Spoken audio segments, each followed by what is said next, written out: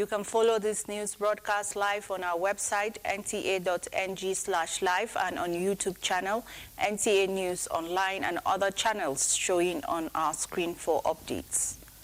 The Nigeria Police Force has achieved another significant milestone in its ongoing fight against violent crime, with successful operations in Abia and Nasarawa states leading to the rescue of kidnapped victims, the neutralization of notorious criminals, and the recovery of firearms and ammunition.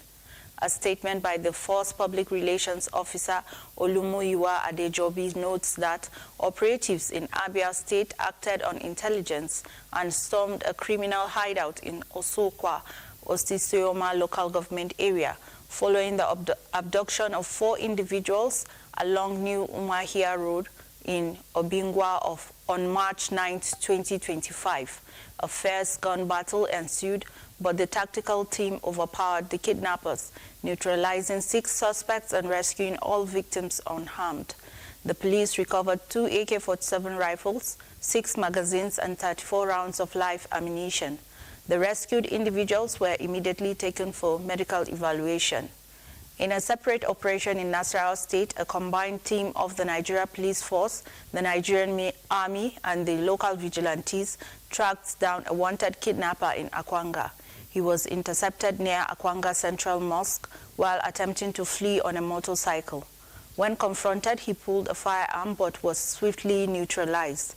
A Beretta pistol and 12 rounds of live ammunition were recovered. Meanwhile, an accomplice escaped with gun wounds, and a manhunt is currently on the way. The Inspector General of Police, Kaide Ebetuku, commended the operatives for their bravery and coordinated efforts. He reaffirmed the force's commitment to eradicating criminal elements and warned perpetrators to desist or face the full wrath of the law. General Officer Commanding 3 Division and Commander Operation Safe Haven, Major General Folunsho Oyinlola, is reiterating commitment to fostering peaceful coexistence in communities. He stated this at a stakeholders meeting in Bokos Plateau State. Ijoma Ozomina reports. The Chief of Defense Staff, General Christopher Musa, as part of his visit to military formations across the country, says all sectors are working together to ensure that responsibilities are taken seriously. He says their mandate is to go all out and rid the country of criminals for peace and progress of the country. The President has continued to support us and has mandated us that this year we must make greater difference, and that's what we are promising. The idea of coming around is to see the troops and at least raise their morale, to know that we are together with them. So far, so good. Things are going well. We're heading towards a greater success, and we're happy with the way things are turning out. So we want Nigerians to continue to support members of the armed forces and other security agencies. We're doing so much, and we'll continue to do more. We're not going to relent. The Chief of Defense Staff warned troops to desist from any act of indiscipline and irresponsibility for optimal service to the nation. They should not allow themselves to be used negatively. Each of them that has this talent should come out openly. We'll take him with Dicom, we'll connect him, give him a platform for him to also come and present himself and be able to do what he can. God has given them talents to use, and it is good that we have these platforms. You can see we have something like a mortar launcher. We have all these fabricated. These are revolvers. They are fire almost automatic. Inspecting armory that was recovered, the Chief of Defense Staff commended the troops and calls on those with such skills to use it for the greater good of the people, saying measures have been put in place to enhance the operational capabilities of the Nigerian Armed Forces. From Mango, Ndenyan, and the Abuja, NTA News. We apologize for the mix-up in that film report. Moving on, the House of Representatives is making a move to ensure that ministries, departments, and agencies of government establish climate change desk as provided by the Climate Act. This was during an investigative hearing on the implementation and challenges of the 2024 budget between the House Committee on Climate Change and Security and some ministries. National Assembly correspondent Mohammed Rabiu Ali reports that the meeting at the instance of House Committee on Climate Change and Security was to review the 2024 performance of ministries aimed at addressing the challenges of climate change and security issues.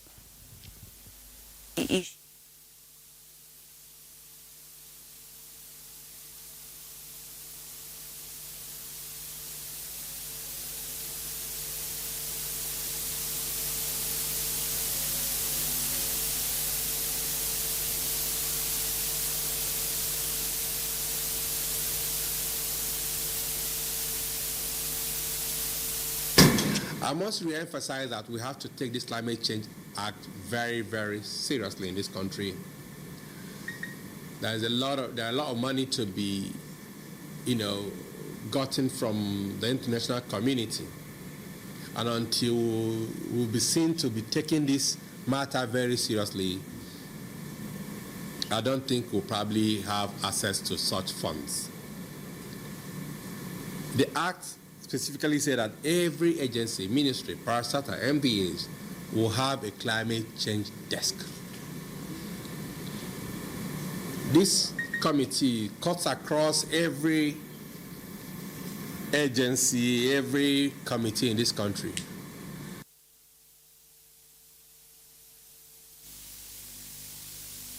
Expresses displeasure with the absence of some key players invited to the hearing.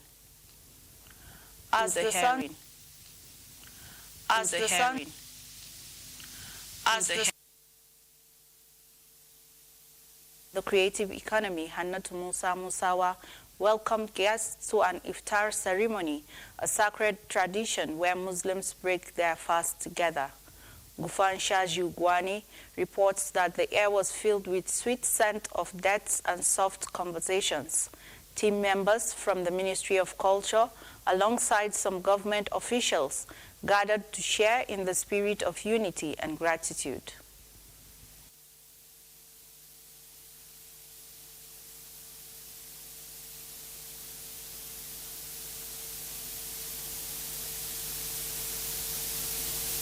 What is very special for me, especially being a Nigerian, being a woman of faith at this time, is, how both Muslims and Christian faithfuls are also having a time of spirituality. We're celebrating Ramadan.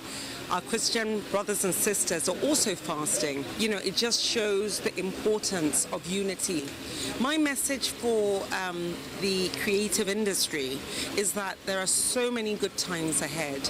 President Bola Ahmed Tinubu has been very, very keen in ensuring that we put up a structure, a ministry that will really add a lot of value and worth to Nigerians. So in the next couple of months, you're going to see us roll out, activate different programs, and implement.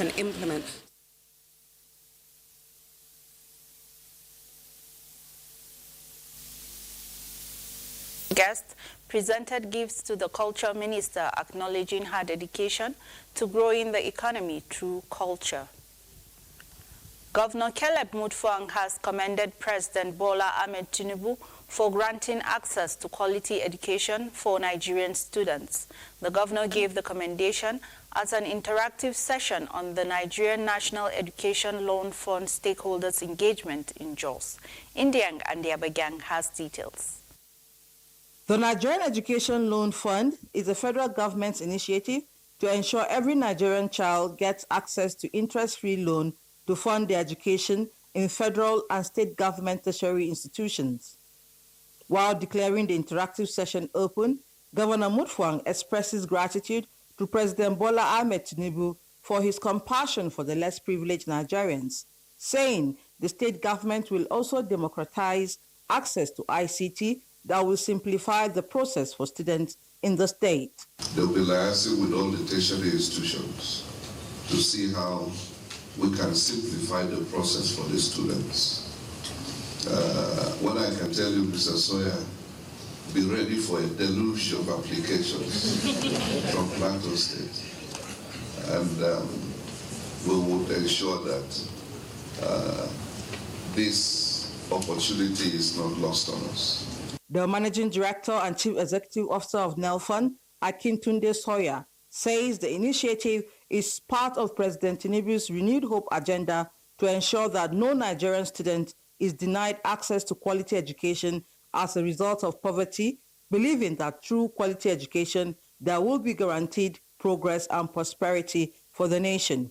This program is not just to uplift Nigerians individually, but to uplift the nation, to uplift this country and take it to its rightful place in the Committee of Nations. The goal is to break down financial barriers and improve access to higher education through payment of tuition fees and upkeep to qualified Nigerians enrolled in federal and state-owned tertiary institutions. The Commissioner for Education, Dr. Kachalong Gang, called on students of the state to participate fully in the scheme in Jos, Nigerian, and the Abuja. NTA News. Key players in the eye care delivery are reaffirming their commitment to ensuring accessibility and quality eye care for citizens of the state. Commissioner for Health, Dr. Nicholas Bamlong, stated this while marking Glaucoma Week in Jos. Ijoma Ozomina reports. Glaucoma is a public health concern that causes irreversible blindness. Early detection and treatment can prevent visual loss as well as reduces the burden on individuals, families and communities. In marking the World Glaucoma Week, partners held an awareness walk to enlighten the public on the dangers of this eye challenge. According to World Health Organization, 80 million people suffer glaucoma globally, and in Plateau State, the recent Rapid Assessment of Avoidable Blindness (RAB) survey shows a prevalence rate of 2.7%, which is higher than the 0.7% of national prevalence rates. They are also going to be carrying out a lot of eye activities in various places, and they are concentrating this time around in a place in Jos North, which they will examine people. If they identify you with any eye condition, they will treat you, and if there is need for you to be referred for further assessment and treatment, it will also be done. And so, to us, this is significant. This year's theme, Uniting for a Glaucoma-Free World, is critical and requires collective actions, cooperation, and unity among individuals, organizations, and government. It is a painless, gradual loss of vision problem of the eye, which people are not aware of. Because it has no signs or symptoms until sight is deteriorating, people seem not to understand it. All practitioners in the eye care industry to be more deliberate and more biased towards dictating glaucoma so that it could be treated on time and avoid blindness. Experts say to address challenges of glaucoma and other eye conditions, individuals must seek regular eye checks. In Jos, Ijoma Ozemena, NTA News. We have in the studio consultant ophthalmologist, Jos University Teaching Hospital, Youth, Dr. Nanban Pupwada, to tell us more about the disease. Ma, you're welcome. Thank you very much. Okay, to begin with, you just participated in the recent road walk on glaucoma awareness. Can you shed more light on the sensitization? Thank you very much. The road walk was a public enlightenment campaign, both to enlighten the public and the government stakeholders about this condition called glaucoma. As was mentioned, glaucoma is a condition that oftentimes affects people without them knowing. And so the importance of this public enlightenment campaign was to draw the public's attention to this condition called glaucoma that affects the nerves in the eye, oftentimes without the person knowing that they have it. Okay. You mentioned that it's a gradual loss of sight. Yes. How would one know he or she has glaucoma? Glaucoma has different types, but the commonest type is the open-angle glaucoma, and it's usually painless and progressive. And so a person may not know until they begin to have symptoms of visual loss. And by that time, most of the damage that would have taken place has occurred in the nerve. And so the only way we can tell is when such a person presents him or herself for an eye examination. Now, it's normally not in our culture to just go to the hospital and have a regular eye exam. And so we want to encourage people to take time out, even if it's just once in a year, to go and have their eyes checked. Another way you can do it is by just simply closing one eye at a time. You know, the two eyes work together. So you can close one eye at a time to check that your eyes are seeing properly. And so that's what we're trying to promote What happens if one is diagnosed eventually with glaucoma? When one is diagnosed with glaucoma, then the person would often start treatment. There are various treatment options, but the important thing is to present yourself to an eye hospital or an eye clinic where you can be properly examined and several tests run to see the extent to which the glaucoma has progressed in order to determine what kind of treatment such a person will receive. Okay, what other steps can one take knowing that the eye is the window of the body?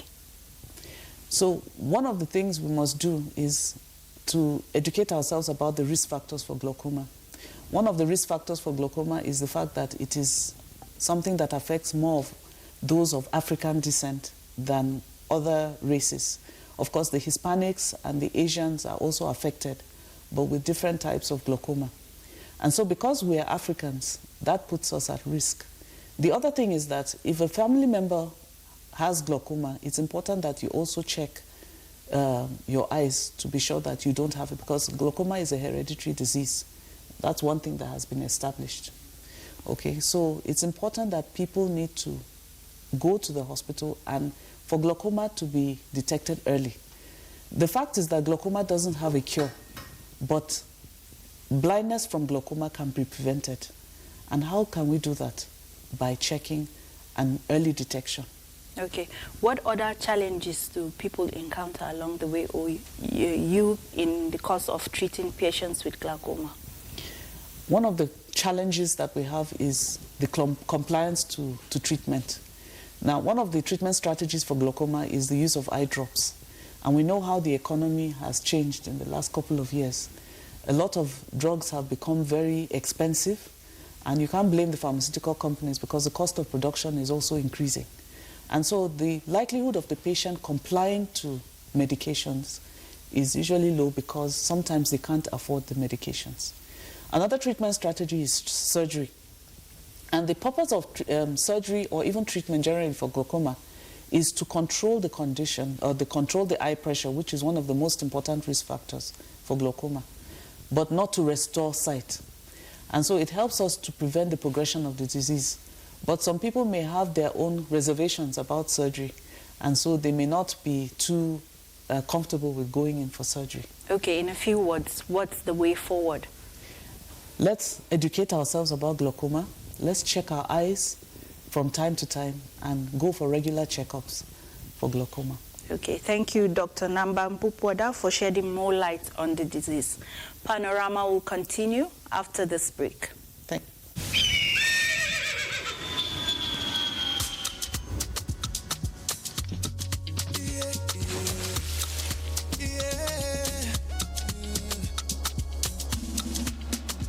From the Atlantic across the savannah to the Sahara, we rise, a land of the free, we know they tire. We dream great, our spirit is undying.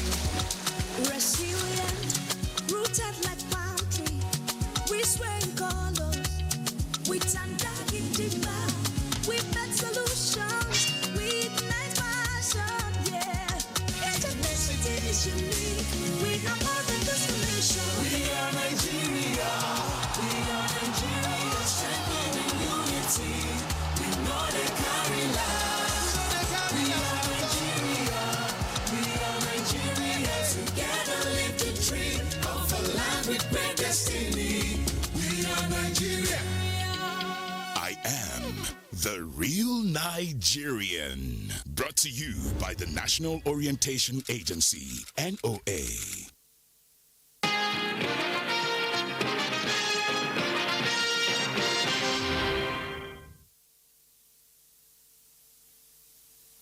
Enhance justice in the society, we need more women in the justice system. This was the consensus voice of women judges and other female lawyers to mark the International Day of Women Judges, organized by the Faculty of Law, University of Jos. Priscilla Grumnan reports. The presence of these female judges and lawyers who are making marks in the judicial space therefore serves as inspiration to the students of the law faculty of the University of Jos as a way of mentoring them in their career. In their separate presentations, Justice Nafisat Lawal and Mary Izam highlighted the opportunities and challenges encountered by female judges in Nigeria, emphasizing the need for inclusive policies to allow female judges thrive just like their male counterparts. The female judges have great difficulty to have work-life balance, especially those that have to take care of families, both nuclear and extended. They are also to participate in religious and community engagements as may be necessary. Other stakeholders decried the underrepresentation of women in the socio-political scenes, advocating proactive gender-friendly policies to change the narrative. To achieve justice, we need more women in justice. Women are agents of change. This team called for action that can unlock equal rights, power and opportunities for women and a feminist future where no one is left behind. Students of the law faculty engaged resource persons on questions to better shape their career in the legal profession. Some female judges were honored for their outstanding contributions in promoting the progress of women in the judiciary and other spheres of life. In Jos, Priscilla Grumnan, NTA News. In a bid to enhance infrastructure development, Plateau State Government is constructing roads across the state as part of its urban renewal program. Indiang and Abuja has more. The road construction and rehabilitation is a major step by the state government to improve infrastructure and bring relief to citizens. Construction of these roads began recently to give urban and rural communities facelift. The State Commissioner for Housing and Urban Development, along with team members, are inspecting the project as part of the state government's effort to ensure timely completion to boost economic activities in the state. Raholekad Road linking Kuru Riom Community, Raku Sotgel and Sabon Bariki Kudan roads of Josa local government area are under construction. The Commissioner expresses satisfaction with the progress made so far on the project, noting that it will improve access to Bukuru and Jos Metropolis.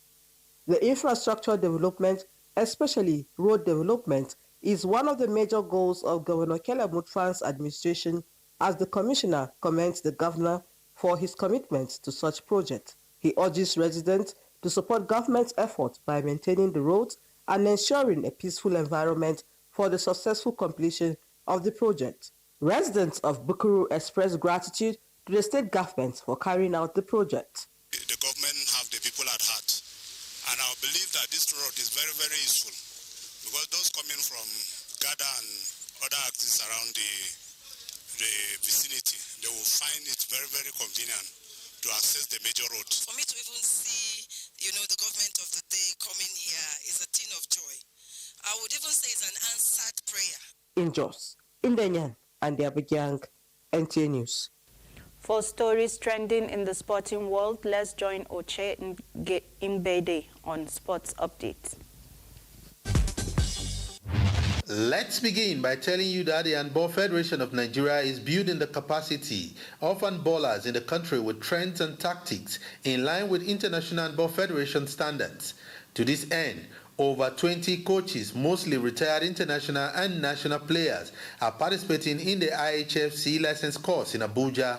IHF representative Zlatan Naziski, who is training coaches for their badges, maintained that their certificates will afford them more opportunities to compete with the best in the world. I'd like to build upon the experience of the players here, and I would like to extend their knowledge in terms of theory and practice to be a better coach and to be a better educator for the future.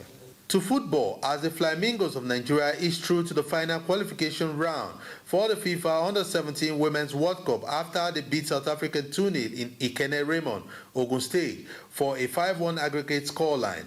Goals from Amoni Chidi and Asisat Animashaun sealed easy passage for the Flamingos, who had earlier beaten South African 3-1 in the first leg a week ago in Pretoria.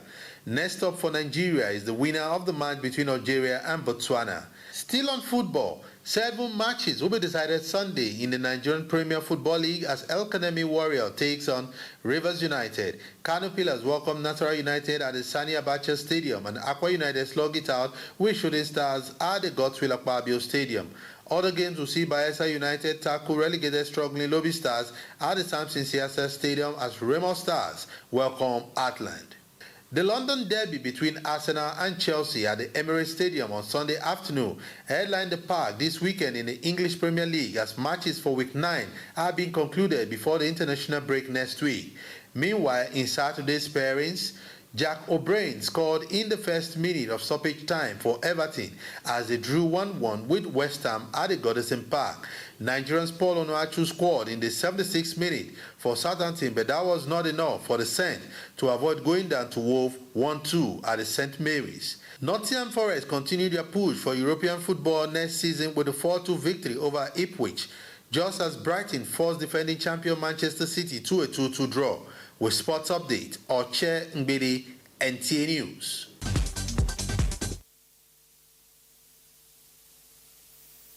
It's been Panorama from Jos today. Thank you for watching. Good afternoon.